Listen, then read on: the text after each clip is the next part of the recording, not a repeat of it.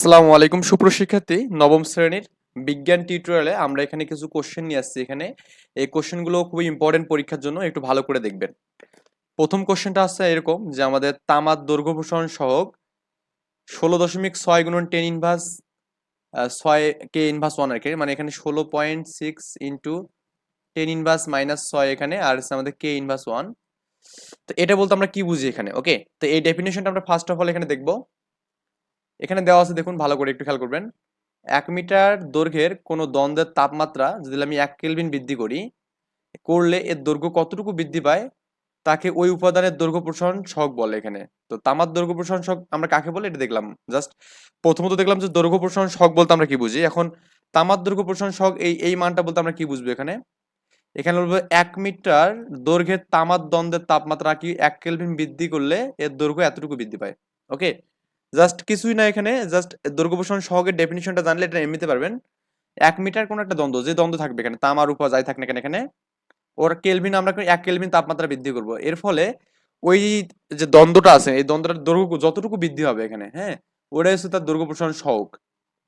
এখানেও বলছে যে তামার দৈর্ঘ্য প্রসারণ সহগ এই মানটা বলতে কি বুঝি, তার মানে 1 মিটার দ্বন্দ্বের তামার তাপমাত্রা 1 কেলভিন বৃদ্ধি হবে, এর ফলে এর দৈর্ঘ্য আমাদের কত বৃদ্ধি হবে, এতটুকু বৃদ্ধি হবে এখানে, এই এতটুকুই অংশ।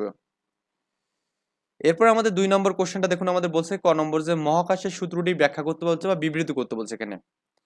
তো মহাকাশের নিউটনের যে সূত্রটা আছে এখানে, মহাবিশ্বের যে কোনো দুটি বস্তুকণা পরস্পরকে আকর্ষণ করে। এই আকর্ষণ বল বস্তুদের ভরের গুণফলের সমানুপাতিক এবং দূরত্বের বর্গের ব্যস্তানুপাতিক। আমি কিন্তু এই বিষয়টা আলোচনা করেছি কিন্তু, হ্যাঁ, অধ্যায়ে কিন্তু আমি এটা আলোচনা করা হয়েছে।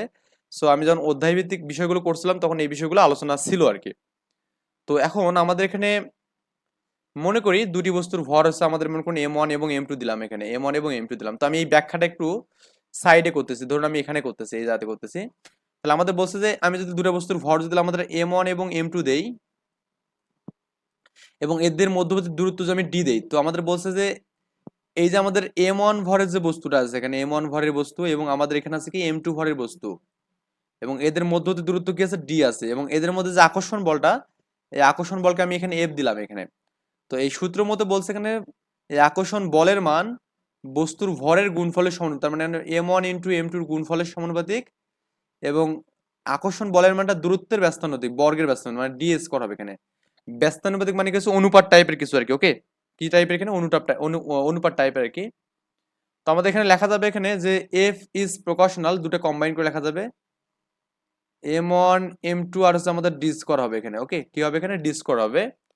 এখন আমাদের এই প্রকাশনাল চিহ্নটা উঠে গিয়ে, এই অঙ্কটা উঠে গিয়ে আমাদের কি হবে এখানে, এই জি একটা ধ্রুবক বইবে, এটাকে বলা হয় যে ইউনিভার্সাল কনস্ট্যান্ট বলা হয় এখানে, ইউনিভার্সাল কনস্ট্যান্ট বলা হয় এখানে, হ্যাঁ, বা সার্বজনীন ধ্রুবক বলা হয়। তো আমি লিখবো এখানে F is equal to G into M1 M2 by D square এখানে। ওকে, তো আমরা তো সব কিছু বিষয় জানি এখানে। এফ বলতে আমরা কি জানি, বল জানি, এখানে কি জানি, বল। ওকে, আর হচ্ছে আমাদের M1 M2 বলছে বস্তুদের ভরের গুণফল, আর ডি হচ্ছে দূরত্ব, আর জি হচ্ছে আমাদের সার্বজনীন ধ্রুবক। এখানে এই বিষয়গুলো আমি বলে দিচ্ছি দেখুন। জি কে বলা হয় মহাকর্ষীয় ধ্রুবক বা সার্বজনীন ধ্রুবক বলা হয়। ইয়া বস্তু দুটোর মধ্যবর্তী প্রকৃতি এবং প্রবেশতা, যাক এগুলো আমাদের লাগছে না এখন এখানে। কণা দুটির ভরের ভৌত অবস্থার উপর নির্ভর করে না এখানে, যাক আমরা এখানে জাস্ট এতটুকু পড়লে এনাফ এখানে, জাস্ট যতটুকু অংশ বলছে। খ নম্বর বলছে এখানে গতিশক্তির রাশিমালার প্রতিবেদন করতে বলছে। গতিশক্তি আমরা কি জানি এখানে, kinetic energy E of K is equal to half M V square, half M V square এখানে। এটা হচ্ছে আমাদের হাফ এম ভি স্কয়ার মানে গতিশক্তির সমীকরণ। তো আমরা এটা কিভাবে মানে সমাধান করতে পারি, আমরা হচ্ছে লিখবো যে গতিশক্তির প্রতিপাদন এখানে। ওকে, গতিশক্তির প্রতিপাদন। তো আমরা কিভাবে করবো এখানে দেখুন, ভালো করে একটু বুঝবেন এখানে, খুবই ইম্পর্টেন্ট বিষয়টা, পরীক্ষা আসার উপযোগী একটা ম্যাথ। তো আমরা জানি, আমরা লিখবো যে আমরা জানি, আমরা তো অনেক কিছু জানি, আমরা মেইনলি জানি হচ্ছে আমাদের এখানে গতিশক্তি ইজ ইকুয়াল টু কৃতকাজের মধ্যে সম্পর্ক আছে। গতিশক্তি ইজ ইকুয়াল টু কি আমরা জানি, কৃতকাজ জানি এখানে। কৃতকাজ বলতে আমাদের ডাব্লু, হ্যাঁ, কৃতকাজ। তো গতিশক্তি তো আমাদের এখানে কাইনেটিক্স এনার্জি ই কে, আর কৃতকাজ হচ্ছে আমাদের ডাব্লু। আমরা কাজ ডাব্লিউ ইকুয়াল টু কি জানছিলাম এখানে, এফ এস জানছিলাম, তাই না? আচ্ছা, তাহলে লিখি আমি এখানে E K is equal two W মানে এফ এস টা বসালাম। আবার এফ মানে কিন্তু কি লেখা যায় বলুন তো, এখানে এম এ লেখা যায়, এটা আমরা পড়ছিলাম নিউটনের সেকেন্ড লতে। আমরা এখানে F equal to M A দিলাম আর এখানে এসটা দিলাম, তো এটাকে আমি 1 নম্বর ইকুয়েশন দিয়ে রাখলাম। ওকে, কি করলাম এখানে এটাকে 1 নম্বর ইকুয়েশন দিয়ে রাখলাম। এখন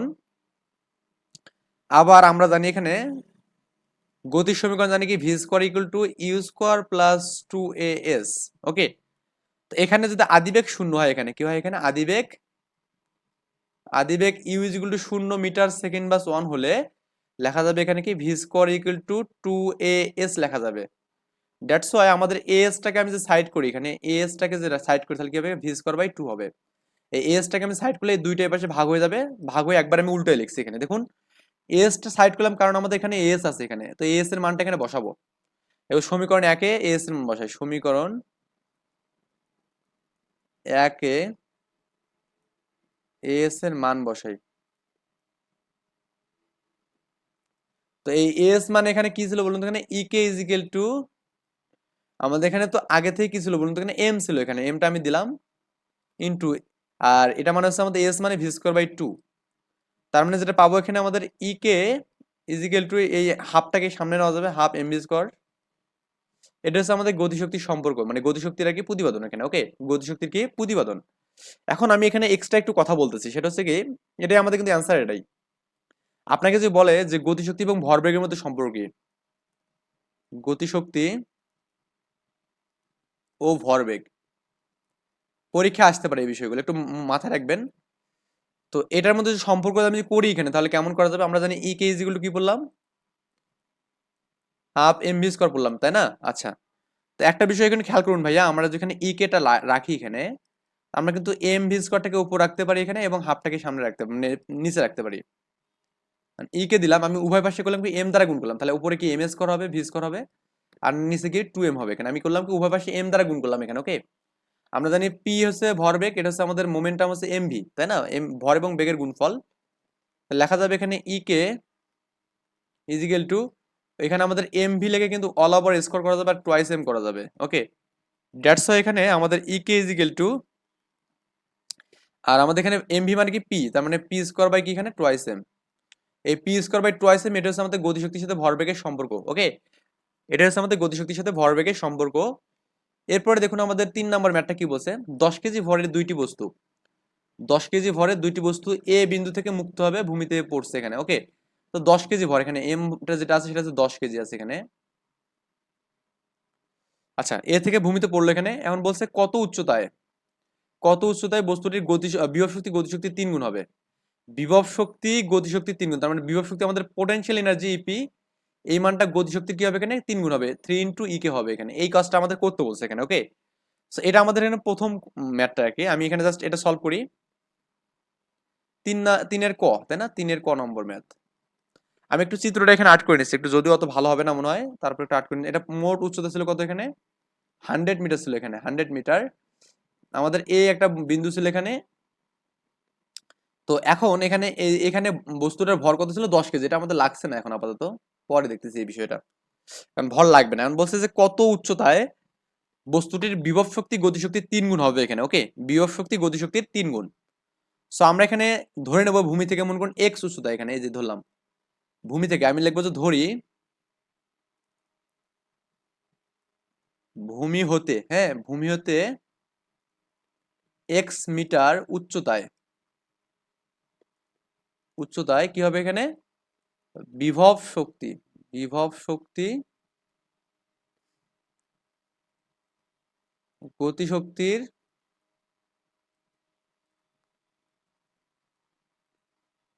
3 গুণ। ওকে, তার মানে ভূমি থেকে এক্স মিটার যদি হয় তার মানে এই অংশটা কত হবে বলুন তো, এই অংশটা 100 মাইনাস এক্স হবে এখানে। কারণ এই জায়গাটা যে আমাদের এটাকে যদি ধরি, আমি এখানে পি বিন্দু ধরলাম, তার মানে এখানে এই ভূমি থেকে পি এর দূরত্ব যদি এক্স হয় তাহলে মোট হচ্ছে 100 মিটার। তাহলে 100 থেকে এক্স বাদ দিলে তো আমাদের এখানে এ থেকে পি পাবো, তাই না? তার মানে এখানে পি হচ্ছে মানে এই ভূমি থেকে উচ্চতা হচ্ছে এক্স, আর এ পি কত এখানে 100 মাইনাস এটা। আমরা একটা বিষয় কিন্তু জানি সবাই যে আমাদের বিভব শক্তি কাউন্ট করা লাগে নিচের থেকে উপরে, কি এখানে নিচ থেকে উপরে হচ্ছে বিভব শক্তি কাউন্ট করা লাগে, আর হচ্ছে আমাদের উপর থেকে আমাদের যে বিন্দুতে আছে, আমাদের আছে কোথায় পিতে না, তো ওই বিন্দু থেকে নিচের যে উচ্চতা এটা আমাদের বিভব শক্তি। আর আমাদের এখানে গতিশক্তি কি করা লাগে, এখানে উপর থেকে নিচ মানে যে বিন্দু আছে আর কি। তো লিখবো যে সত্য মতে ইপি ইজ ইকুয়াল টু কি 3 ইন্টু ই কে হবে, তাই না? ই কে, ইপি বলতে আমাদের এখানে এম জি, হ্যাঁ, আর আমাদের এখানে উচ্চতা কত, এখানে বলুন তো, ভূমি থেকে উচ্চতা হচ্ছে আমাদের এক্স। আর 3 × কে বলতে আমরা কি জানি, half M V square, half M V square এখানে জানি। তো ভি স্কোয়ার তো এখানে সূত্র নেই, তো আমরা লিখবো যে ভি স্কোয়ার ইকুয়াল টু ই স্কোয়ার প্লাস 2a। এ বলতে আমাদের জি এখানে অভিকর্ষ ত্বরণ, কারণ উপর থেকে নিচে যাবে এখানে, এবং এক্স বলতে আমরা কি বুঝবো এখানে বলুন তো, এখানে এই এখানে একটু আমি জাস্ট একটু করি, 100 মাইনাস এক্স হবে, কিন্তু এখানে আমি যদিও এটা একটু মানে করি যে আমাদের এখানে আদি একটা শূন্য হলে, তো আমি এখানে একবারে লিখতেছি এখানে যে V square equal two 2g। আর আমাদের গতিশক্তির জন্য উচ্চতা আমাদের কি, উপর থেকে ওই বিন্দুতে, তার মানে এখানে 100 মাইনাস এক্স, তার মানে এই জায়গার উচ্চতা আমাদের 100 মাইনাস এক্স কিন্তু। ওকে, তো মানগুলো আমরা বসাই দেবো এখানে, বসাই দিলে আনসার শেষ। আপনি চাইলে এখানে এম এম কাটতে পারেন, এখানে কাটলেন, তাহলে এখানে জি এক্স থাকবে, এখানে এখানে 3 থাকবে ইন্টু কি, এখানে হাফ থাকবে, এম তো কাটলাম, এখানে ভি স্কোয়ার মানে কি, এখানে 2g 100 মাইনাস এক্স পাবো। তো এখানে দেখুন জি জি কাটা যাচ্ছে এখানে, আবার এখানে আমাদের দেখুন এই 2 উপর নিচ কাটা যাবে, তো এখানে থাকবে এখানে কি এক্স ইজ ইকুয়াল টু 3 × 100 মানে কি 300 মাইনাস 3 × এক্স মানে কি থ্রাইস এক্স। এই 3x যে এদিকে আসে তাহলে এখানে 4x হবে, কারণ আমাদের এই 3x মাইনাস আছে প্লাস হবে এখানে, আর ইজ ইকুয়াল টু কত হবে এখানে 30 হবে, এখানে 300 সরি। এরপরে আমাদের যে কাজটা হবে এখানে যে আপনার x ইজ ইকুয়াল টু কত হবে, এই 300 কে আপনি যদি এখানে 4 দিয়ে ভাগ করেন, একটু নরমালি ভাগটা করেন এখানে, এই 300 আর এখানে 4 দিয়ে করেন এখানে, 4 আসতে 4 সাথে 28, তাই না, 4 সাথে কত এখানে 28, 28 দেন এখানে 2 0 4 5 20 এখানে মানে 75 হবে এখানে, মানে হচ্ছে কত হবে এখানে 75 মিটার। মানে ভূমি থেকে আমাদের 75 মিটার উপরে আমাদের এই কাজটা হবে এখানে। ওকে, ভূমি থেকে কত মিটার উপরে, 75 মিটার উপরে। আই থিঙ্ক এটা বুঝতে পারছেন, এখানে এটা না বোঝার মতো কিছু নেই, লিখবেন এখানে। এখন আমাদের বলছে যে এ বি সি মোট শক্তি অপসারিত ভূমি ভূমি থাকবে কিনা আমাদের গাণিতিক হবে, মানে আমাদের এখানে মেইন কথা হচ্ছে আমাদের এ বি সি তে মোট শক্তি আমাদের হবে হবে কিনা, একই থাকবে কিনা, মানে এ বি সি তে মানে এ তে যে শক্তি হবে, বি তে যে শক্তি হবে এবং সি তে যে শক্তি হবে, এই শক্তিটা সমান হবে কিনা এটা আমাদের ব্যাখ্যা করতে বলছে এখানে। তো এই বিষয়গুলো কিন্তু আমি এখানে অলরেডি ভিডিওতে, আগের ভিডিওতে আমি দিয়ে দিচ্ছি এখানে, তারপরেও একটু আপনাদের জন্য নতুন করে দিচ্ছি এখানে, জাস্ট আমি একটু বুঝাই দিচ্ছি জিনিসটা। এটা হচ্ছে আমাদের খ নম্বর ম্যাথ। তো মনে করুন আমাদের এখানে এরকম একটা আমাদের চিত্র আছে এখানে, তো এটা আমাদের এ বিন্দু, ওকে, এটা হচ্ছে আমাদের বি বিন্দু, এটা হচ্ছে আমাদের সি বিন্দু। ওকে, তো মোট 100 মিটারের দরকার নেই আমাদের এখানে, আমি ধরলাম যে ভি থেকে সি হচ্ছে এক্স ধরলাম, তাহলে এটা আমাদের কত হবে এখানে 100 মাইনাস কত হবে এখানে এক্স হবে এখানে। ওকে, আর মোট কত এখানে আমাদের, মোট হচ্ছে 100 মিটার। তো আপনি যখন এ তে যখন কাজ করবেন, এ বিন্দু নিয়ে যখন করবেন, এ বিন্দুর ক্ষেত্রে বা এ বিন্দুতে, তো এ বিন্দুতে কি ঘটবে বলুন তো, এখানে আমাদের এ বিন্দুতে বস্তুটা কি আছে এখানে, স্থির আছে এখানে। হ্যাঁ, আমাদের এখানে বস্তুটা আমাদের স্থির আছে এখানে, তার মানে এখানে আমাদের স্থির মানে গতিশক্তি নেই, তার মানে এখানে এ বিন্দুতে আমাদের গতিশক্তি, গতিশক্তি কি হবে এখানে ইকে অফ এ শূন্য হবে এখানে, 0 জুল। কিন্তু বিভব শক্তি কত হবে এখানে, বিভব শক্তি দেখুন একটু, আমরা যে ইপি অফ এ করলাম এখানে, মানে পোটেনশিয়াল এনার্জি এ, যে আমাদের এখানে হাইস্ট উচ্চতা কত বলুন তো, এখানে আমাদের 100 মিটার উচ্চতা, তার মানে লেখা যাবে এখানে এম জি 100, আর এম মানে তো আমাদের ছিল কত, 10 কেজি ছিল তাই না, 10 কেজি ছিল এখানে, তার মানে 10 × 9.8। তো বাংলা ইংলিশ একখানে করলে সমস্যা হবে এখানে, আমরা ইংলিশে লিখি এখানে। তো 10, এটা হচ্ছে 10 কেজি, এটা 9.8 ইন্টু এখানে কত 100, এটা গুণ করবেন এখানে, এটা গুণ করলে আমাদের এখানে 9800 এত জুল পাবেন এখানে। এটা হচ্ছে আমাদের এতে পোটেনশিয়াল এনার্জি, তার মোট শক্তি কত হবে এখানে, মোট শক্তি দুটো যোগফল এখানে ই অফ এ, মানে এ তে শক্তি কত হবে এখানে E of A, E of P of A. তো আমাদের এখানে গতিশক্তি তো 0 এখানে তাই না, আর বিভব শক্তি কত এখানে পেলাম 9800। তো মোট করলে কত পাবো এখানে 9800 জুল পাবো এখানে। এটা হচ্ছে আমাদের এতে হচ্ছে আমাদের মোট শক্তি এখানে। ওকে, এখন বিতে যে আমরা এখানে আসি, বিতে, বি বিন্দুতে আমি এখানে বিভব প্রথমে লিখি, এখানে বিভব শক্তি ই পি অফ বি। ওকে, দেখুন তো ভাইয়া বস্তুটা আছে এবার কোথায়, এখানে বিতে আছে, এখানে আমি একটু জাস্ট কালারটা চেঞ্জ করে দিচ্ছি। বিতে আছে মানে কি, বিতে আছে মানে আমাদের বস্তুটা ভূমি থেকে এক্স মিটার উচ্চতা আছে। ওকে, এই ভূমি থেকে যে এক্স মিটার উচ্চতা আছে এটা হচ্ছে আমাদের বিভব শক্তি, লেখা যাবে এখানে এম জি এক্স। ওকে, আর আমাদের এখানে গতিশক্তি কত হবে? এখানে গতিশক্তি ই কে অফ বি হবে হাফ এম ভি স্কোয়ার, কারণ আমাদের এখানে বস্তুটা আমাদের কি হচ্ছে বলুন তো, এখানে আমাদের এ থেকে কিন্তু বিতে আসছে, আর এ থেকে বিতে আসার জন্য আমাদের উচ্চতা কতখানি 100 মাইনাস এক্স এখানে। ওকে, সো এখন আমাদের এখানে ভি স্কোয়ার মানে কি লেখা যাবে? ই স্কোয়ার প্লাস ইউ মানে আদিবেগ শূন্য, 2g, এটা হচ্ছে 100 মাইনাস কত হবে? এখানে এক্স হবে এখানে। ওকে, তো আমরা এখানে করলাম half M into 2g 100 minus X. তো এই যে এই টু কাটবো এখানে আমরা, তো কাটলে কি পাচ্ছি এখানে বলুন তো? এখানে আমাদের পাচ্ছি এম জি 100 মাইনাস এক্স পাচ্ছি, এটা হচ্ছে আমাদের গতি শক্তি পাচ্ছি। তাহলে মোট শক্তি কত হবে এখানে? মোট শক্তি ই অফ বির জন্য কত পাবো এখানে?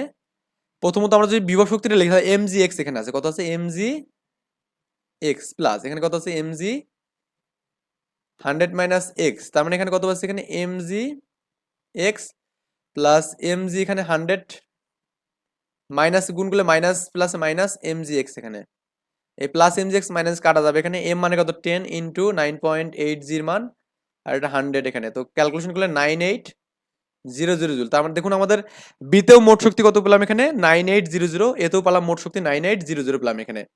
আর আমরা সিতে বের করবো এখন, তার মানে বস্তুটা আমাদের এবার কি আসবে? এ থেকে সিতে ডিরেক্ট আসবে এখানে, এ থেকে সিতে, সি মানে এই এখানে ভূমির সাথে লাগানো আছে, ভূমির সাথে লাগানো আছে মানে কি? বস্তুটা আমাদের উচ্চতা নেই এখানে, তার মানে লিখবেন যেখানে সি বিন্দুর ক্ষেত্রে, সি বিন্দুতে বিভব শক্তি, ওকে, বিভব শক্তি, তো বিভব শক্তি কত হবে এখানে? আমরা জানি E P of C equal to M G, এখানে যদি উচ্চতা নেই আমাদের সিতে, যার মানে ভূমির সাথে লাগানো আছে শূন্য, তার মানে এখানে 0 জুল, শূন্যের সাথে কোনো কিছু গুণ করলে শূন্য হবে এখানে। আর হচ্ছে আমাদের গতিশক্তি, গতিশক্তি, ওকে, এখানে কত হবে? এখানে E K of C equal to half M V square, half M V square, তো ভি স্কোয়ার মানে কি? V square equal to 2a V square U square plus 2g, এখানে উচ্চতা দেখুন তো বস্তুটা আমাদের কোথা থেকে আসছে এখানে বলুন তো? একবারে উপর থেকে আসছে না? আমি জাস্ট বিটাকে তাৎক্ষণিক একটা অল্প সময়ের জন্য ধরছিলাম আর কি।